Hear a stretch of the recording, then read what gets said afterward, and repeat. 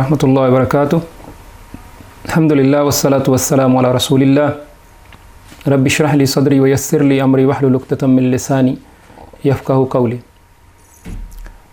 ज़कात की अदायगी किस शख्स पर है, इस हवाले से आज हम बात करेंगे। ज़कात की अदायगी के लिए लाज़मी है कि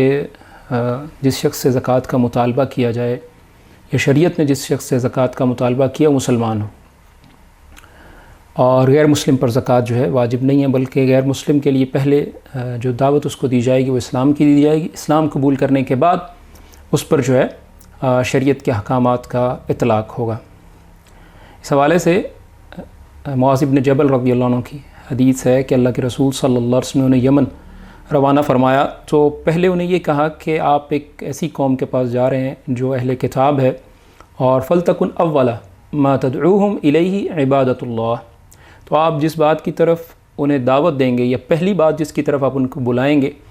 वो ये है कि अल्लाह की इबादत, या इस बात की गवाही कि अल्लाह ताला के सिवा कोई माबूद नहीं। और जब वो इस बात को मान लें तो फिर उन्हें बताइए कि अल्लाह ताला ने फ़रद अलैहिम खम्स सलावातिन, अल्लाह ताला ने उन पर 5 नमाज़ें जो हैं फ़र्ज़ की हैं दिन और रात में। और अगर ये भी वो कर लें तो फिर आप उन्हें ये बताइए कि इन्नल्लाह कद इफ़्तरद अलैहिम या इन्नल्लाह ताला कद फ़रद अलैहिम ज़कातन, अल्लाह ताला ने उन पर ज़कात जो है वो लाज़मी करार दी है। तो ख़ुज़ मिन अम्वालिहिम, जो कि उनके मालों में से ली जाएगी और उनके अगनिया से ली जाएगी और उनके फ़ुक़रा में लौटाई जाएगी। तो पहली बात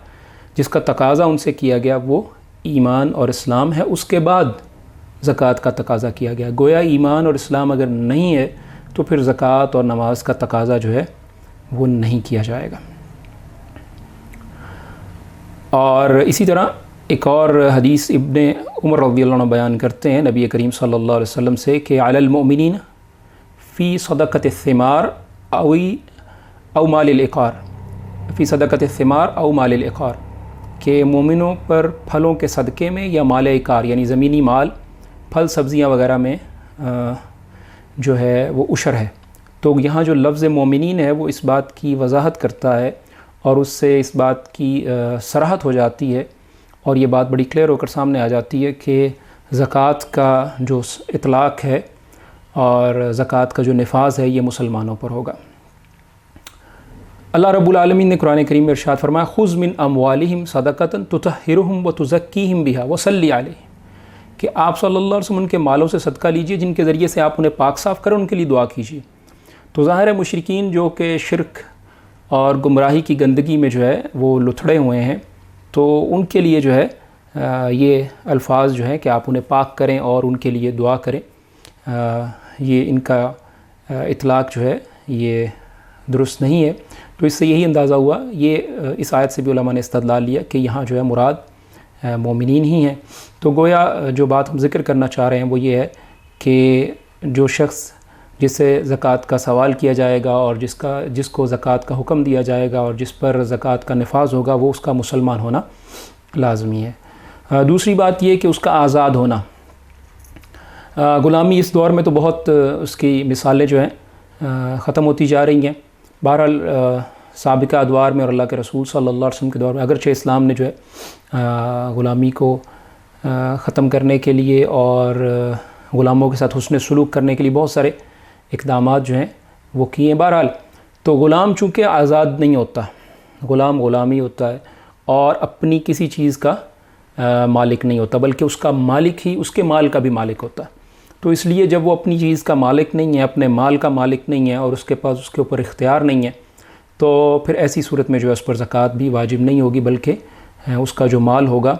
वो उसकी ज़कात उसका मालिक ही देगा। अगली बात ये कि क्या फ़र्ज़ियत ज़कात के लिए आकिल और बालिग होना शर्त है। तो क्योंकि इस्लाम में जो अहकामात का इतलाक़ है वो आकिल और बालिग पर ही, यानी उमूमी जो हुक्म है वो आकिल और बालिग पर ही होता है। तो ज़कात के हवाले से क्या हुक्म है, इस हवाले से इमाम मालिक रहमहुल्लाह, इमाम शाफ़ी रहमहुल्लाह, इमाम अहमद रहमहुल्लाह, इन तमाम का ये कहना है कि यतीम और नाबालिग और मजनून के माल में ज़कात फ़र्ज़ है। और उमर रज़ियल्लाहु अन्हु, आयशा रज़ियल्लाहु अन्हा, अली रज़ियल्लाहु अन्हु, इब्न उमर रज़ियल्लाहु अन्हु से भी यही बात जो है मिलती है। दूसरी तरफ बाज़ लोगों ने ये कहा कि चूँकि رفع القلم عن ثلاثہ، 3 لوگوں سے جو ہے قلم اٹھا لیا گیا، اور اسی میں جو ہے بچہ جب تک وہ بالغ نہ ہو جائے اور مجنون جب تک کہ وہ اس کو افاقہ نہ ہو جائے یا اس کا جنون ختم نہ ہو جائے۔ تو انہوں نے اس حدیث سے استدلال لیا اور کہتے ہیں کہ نابالغ اور مجنون کے مال میں زکوٰۃ نہیں ہے۔ لیکن صحیح بات یہی ہے کہ جو یتیم بچہ ہے، نابالغ ہے اور اس کی فاتر العقل ہے، بے وقوف ہے یا کم عقل ہے، تو ان تمام کے مال میں جو ہے زکوٰۃ کی ادائیگی کی جائے گی۔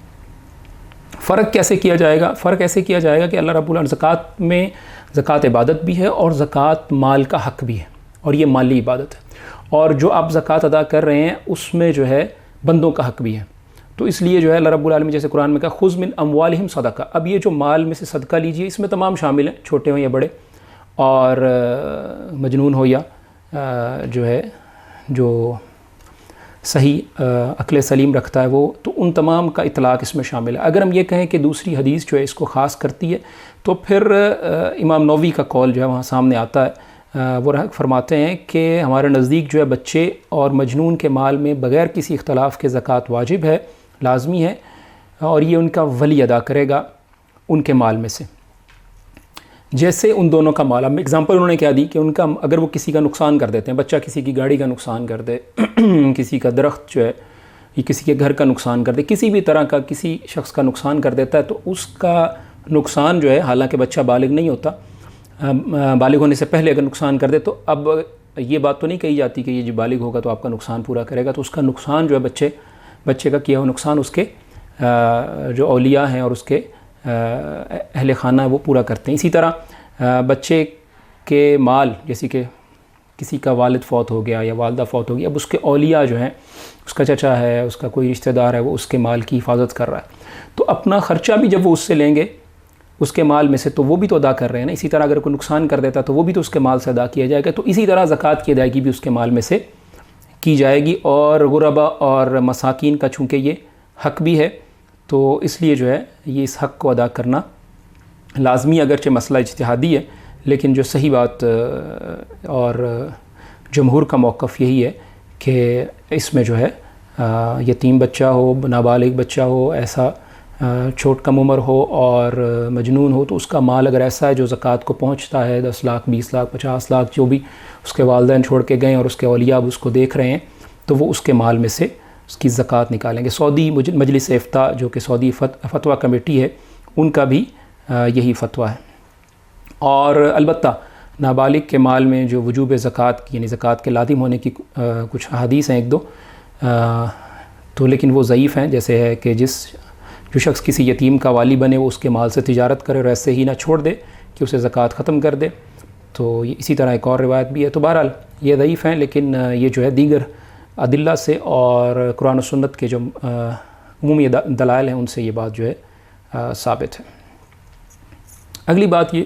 کہ کیا مقروض شخص پر زکوٰۃ لازمی ہے؟ مقروض پر زکوٰۃ کے حوالے سے عرض یہ ہے کہ اگر کسی شخص پر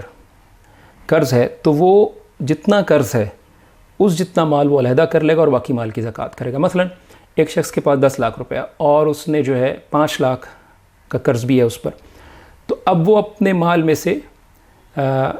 10 لاکھ اس کا اپنا تھا، 5 لاکھ اس نے قرض دیا، تو 15 لاکھ کل اس کے پاس ہے، تو وہ 5 لاکھ جو ہے قرض کی رقم نکال دے گا اور 10 لاکھ پر وہ زکوٰۃ ادا کرے گا۔ تو یعنی جو بھی رقم اس کے پاس قرض کی موجود ہوگی، اس قرض کی رقم کو منہا کر کے اس میں سے باقی رقم میں سے وہ زکوٰۃ ادا کرے گا۔ یہ عمومی اصول ہے، یہ ایک اگزامپل کے طور پہ ہم نے ذکر کیا۔ تو اس کی دلائل کیا ہیں کہ ایک تو یہ ہے کہ لا صدقۃ الا عن ظہر غنین، کہ صدقہ وہی بہتر ہے جس کے بعد آدمی مالدار ہے، یعنی غنی پر ہی صدقہ فرض کیا گیا۔ تو مقروض جو ہے عمومی معاملات میں مقروض جو ہے وہ غنی نہیں ہوتا، اسی طرح وہ فقر کی حالت میں ہوتا ہے۔ تو دوسری بات یہ کہ فدین اللہ احق بالقضاء، کہ اللہ تعالیٰ کا جو قرض ہے اس کی ادائیگی زیادہ جو ہے لازمی ہے۔ تو اللہ تعالیٰ کا قرض ہو یا بندوں کا قرض ہو، تو اس حدیث سے جو استدلال لیا گیا کہ قرض کی ادائیگی، چاہے وہ اللہ کا قرض ہو چاہے وہ بندوں کا قرض ہو، اس کی ادائیگی لازمی ہے۔ تو اب اس شخص پر پہلے تو بندوں کے قرض کی ادائیگی ہے جو اس نے لیا ہوا ہے، اس کے ساتھ ہی اللہ کے قرض کی ادائیگی ہے جو زکوٰۃ ہے۔ تو اگر جو قرض اس نے لیا ہے وہ پورے مال کو محیط ہے، مثال کے طور پہ اس پہ 5 لاکھ روپیہ ہے اور 5 لاکھ اس پر قرض ہے، تو پھر اس پر زکوٰۃ جو ہے نہیں ہوگی۔ یہ اس کا ہم نے اجمالی ذکر کر دیا، تفصیل انشاءاللہ اس کے ہم آگے بھی ذکر کریں گے۔ تو جو مقروض ہے عمومی اصول یہی ہے کہ اس پر زکوٰۃ نہیں ہے، اور تفصیل انشاءاللہ اس کے ہم بیان کریں گے۔ اس کے بعد جو شخص فوت ہو جاتا ہے اور اس پر زکوٰۃ واجب ہے، تو ایسے شخص کا کیا حکم ہے؟ مثال کے طور پہ ایک شخص جو ہے یکم رمضان کو زکوٰۃ کی ادائیگی کرتا تھا، اور اب وہ یکم رمضان کو جو ہے اس نے یکم رمضان کو یا شعبان کی آخری تاریخوں کو، یکم رمضان کو بلکہ، کیونکہ شعبان تک تو اس پر لازمی نہیں ہوگا، یکم رمضان کو وہ فوت ہو گیا اور زکوٰۃ کی ادائیگی اس نے نہیں کی۔ جیسے ہوتا ہے کہ انسان کیلکولیشن کرتا ہے، ایک آدھ دن تاخیر ہو جاتی ہے، تو اب وہ فوتیدگی کے وقت اس پر زکوٰۃ کا وقت اس کا آ چکا تھا، سال حال علیہ الحول، سال پورا ہو گیا تھا، یعنی یکم رمضان آ چکا تھا۔ اگر وہ یکم کو دیتا ہے یا یکم محرم کو دیتا ہے یا یکم شعبان کو دیتا ہے یا 10 شعبان کو دیتا ہے، تو جس مدت کو دیتا ہے وہ تاریخ آ گئی اور وہ اس دن جو ہے اس کی یعنی وقت ہونے کے بعد اس کی وفات ہو گئی، یا 2 کو وفات ہو گئی، یکم کو دیتا تھا، تو دونوں صورت۔ اب وہ اس پر جب زکوٰۃ واجب ہو گئی تو اب اس کے ورثاء پر لازم ہے کہ اس کے مال میں سے پہلے زکوٰۃ ادا کریں گے، اور زکوٰۃ کی ادائیگی کے بعد پھر اس پر اگر کسی کا قرض ہے تو اس کی قرض کی ادائیگی کی جائے گی، پھر اس نے اگر کوئی وصیت کسی کے لیے کر رکھی ہے اپنے مال میں سے غیر وارثوں کے لیے، تو وہ جو ہے اس وصیت کی تنفیذ ہوگی، اور پھر آخر میں جو ہے وراثت کی تقسیم ہوگی۔ اور اس کے لیے بھی دلیل جو ہے وہی ہے کہ فدین اللہ حق ان یقضی، اللہ تعالیٰ کا حق جو ہے، اللہ تعالیٰ کا قرض جو ہے وہ اس بات کا زیادہ مستحق ہے کہ اس کی ادائیگی کی جائے۔ تو یہ ہم نے چند ایک مسائل جو ہے آپ کے سامنے رکھے زکوٰۃ کی ادائیگی کے حوالے سے، کہ زکوٰۃ جو ہے کن کن لوگوں پر واجب ہے اور اس کے لیے کیا کیا شرائط جو ہے ہونا چاہیے۔ مسلمان ہونا اس کے لیے لازمی ہے، اور آزاد ہونا لازمی ہے، اور لیکن یتیم اور یا نابالغ اور مجنون اس پر جو ہے زکوٰۃ ادا کرنا اس کی لازمی ہے۔ اسی طرح جو ہے ایسا شخص جو مقروض ہے، عمومی حکم یہی ہے کہ اس پر زکوٰۃ نہیں ہوگی۔ تو مزید تفصیل قرض کے حوالے سے انشاءاللہ ہم بیان کریں گے۔ تو اللہ رب العالمین مجھے اور آپ کو زکوٰۃ کے مسائل کی سمجھ دیں اور اس پر عمل کی توفیق عطا فرمائیں۔